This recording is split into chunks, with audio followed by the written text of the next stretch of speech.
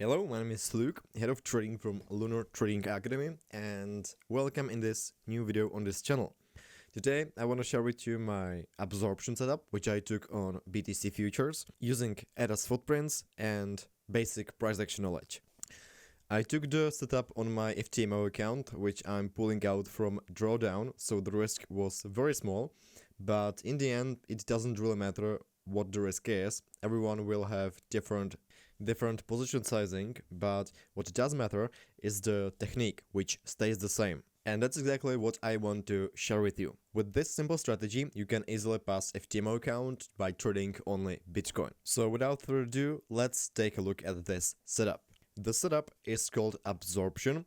Specifically in this video, we will be focusing on bearish absorption, which is basically set up for longs. And for that, we will need some order flow software, like for example ADAS, NinjaTrader, Sierra charts, etc. Personally, I use ADAS because it's easy to set up and I haven't had any major issues with it since I started using it.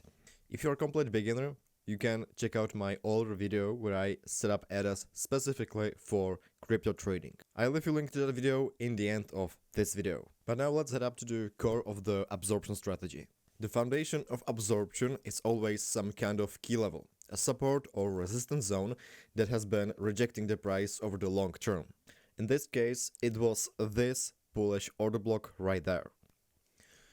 Order blocks reject price, and if we know that the price is currently within an order block from a higher time frame, we have our bias. That is the direction in which the price is moving and which side is applying pressure, whether it's sellers or buyers. In this case, we can clearly see buyers are in control because we are in 4-hour bullish order block.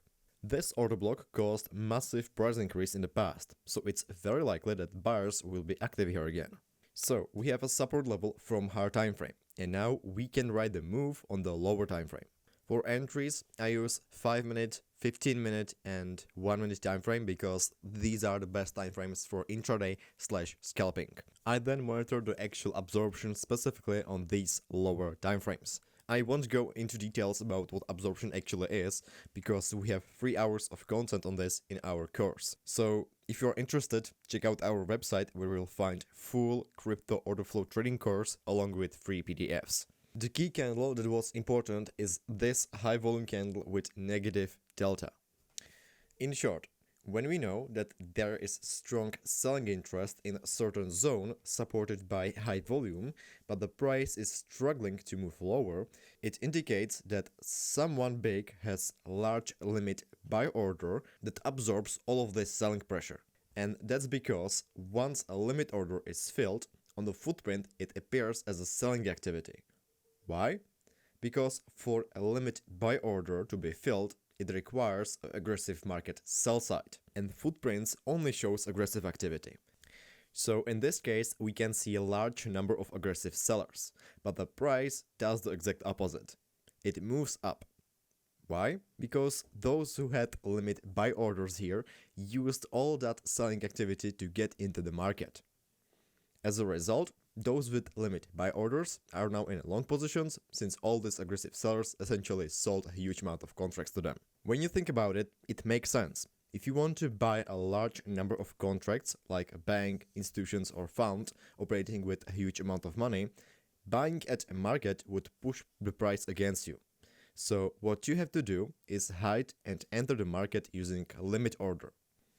But for your large limit buy order to be filled, you need sellers who will aggressively sell those contracts to you. And that's exactly what absorption is. Retail people who think that price will go down aggressively push market sells, while in the meantime, big players, institutions, banks, hedge funds, etc. are loading their positions, their long positions via limit orders. So in short, those sellers, those aggressive sellers, are some sort of fuel for the big institutions that want to long the market. So when we see absorption, bearish absorption at 4-hour key level, 4-hour support, in context, it's clear signal for long. The moment that the price rejected this level and pumped upward, it was clear to me that on the pullback to these zones, buyers would add more to their long positions and sellers that are caught here would close their positions because they are trapped. So this would create additional buying pressure, so I want to fade this move. Therefore, I placed my limit buy order here with stop loss below these absorption levels. On the left upper corner, you can see my live floating P&L. After some time, the price came back and filled me into long. For a while, I was in a drawdown, but I knew I had massive volumes beneath me supporting the whole long position. So, if an aggressive seller were to enter the market and break through these levels, my idea would be invalid, and I want to be out of the position. So that's exactly why I have my stop loss placed below these levels. Anyway, that didn't happen. Instead, exactly what I expected. Buyers defend the levels and kept adding more contracts. The price respected these levels, so I had a second zone of volumes that support my long position. One zone over here, the absorption zone, and then this positive delta zone also with large volume that has been respected by the price. My take profit level was at the swing high points. Why? Because above those swing highs there was 4-hour fair value gap, marked again by orange box. This zone could potentially reject the price downward, so for us it acts as a kind of boundary where we should pay attention and start taking profits, or at least tighten up the stop loss.